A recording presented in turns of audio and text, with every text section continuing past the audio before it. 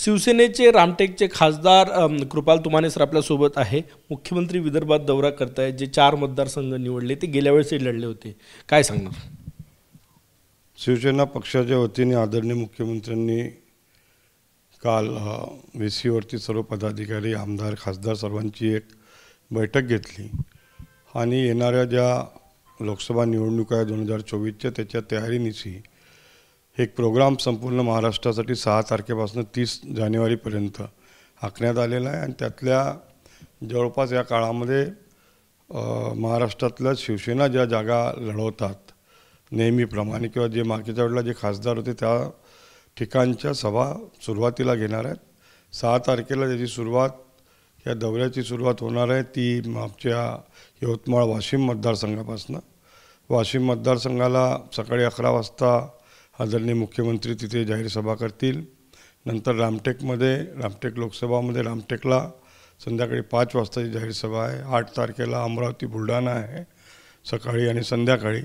अशा पद्धतीचा संपूर्ण लोकसभेचा कार्यक्रम, जवळपास पूर्ण 22 लोकसभेचा कार्यक्रम काल देण्यात आला आणि त्या हिशोबाने सर्व ठिकाणी तयारीला सर्व आमचे पदाधिकारी लागलेले आहेत। म्हणजे 22 लोकसभेचा कार्यक्रम देण्यात आला, त्या तिथे शिवसेनेचे उमेदवार उभे राहणार, त्यासाठी तयारी करताय? शिवसेनेचे उमेदवार, महायुतीचे उमेदवार, आता आमच्या काही अजून फायनल बैठक झालेली नाही, त्यामुळे ही सर्व तयारी महायुतीची तयारी आहे। महायुतीच्या निमित्तामध्ये शिवसेनेचा भाग म्हणून आम्ही जे आमचे तिथे खासदार आता हल्ली आहेत त्या ठिकाणी पहिले सभा घेऊन ते वातावरण निर्मितीसाठी आम्ही प्रयत्न करतो आहे। विदर्भातले 4 आहे, नवनीत राणा जिथे खासदार आहे तो यवतमाळ आहे, बुलढाण्याचा आहे तुमचा रामटेक आणि यवतमाळ वाशिम। महाराष्ट्रातले जे मतदारसंघ आहे तिथे पण तयारी होते अशी सभांची? सर्वच ठिकाणी होते, पूर्ण हिंगोली असेल, हातकणंगले असेल, मावळ आहे, मावळच्या सोबत जर विचार केला तर आमच्या त्या ठिकाणचे शिरूळ आहे, नाशिक आहे, हिंगोली आहे, असे सर्वच म्हणजे हातकणंगले, कोल्हापूर झाली, जेवढे ते आमचे आता हल्ली आमचे जे 13 खासदार आहेत आणि आमचे पूर्वीला शिवसेनेचे जे विभक्त होण्याच्या आधी 18 होते त्या 18 ठिकाणचा संपूर्ण प्रोग्राम या ठिकाणी आम्हाला देण्यात आलेला आहे। आणि मुंबईच्या काही जागा आहे?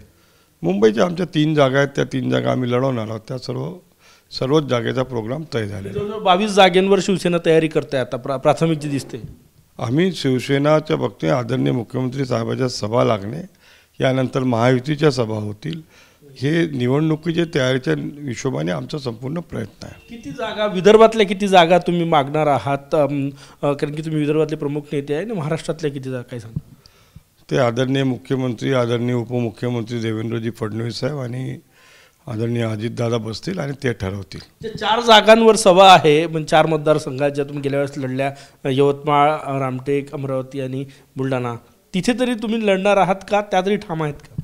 हे 3 जण बसून यावरती निर्णय होणार आहे। जे आम्ही लढल्या त्या आम्ही लढू असा आमचा प्रयत्न आहे, पण वरिष्ठ नेत्यांच्या बैठकीनंतर हा अंतिम रूप याला मिळेल। मुख्यमंत्र्यांच्या या सभेमध्ये महायुतीचे लोक असणार की फक्त शिवसेनेचे?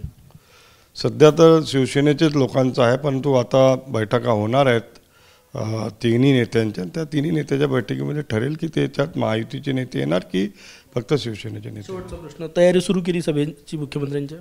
हो, तयारी सुरू झालेली आहे आमची। आजच आमची एक बैठक झाली, आता परत बैठक आहे। स्थळ निश्चितीसाठी आम्ही करतो आहे। 15 ते 20 हजार लोकांची सभा, कार्यकर्ता प्लस जनतेची सभा होणार आहे। खूप खूप धन्यवाद। कॅमेरामॅन साईसह गजानन माटे, TV9 मराठी, नागपूर।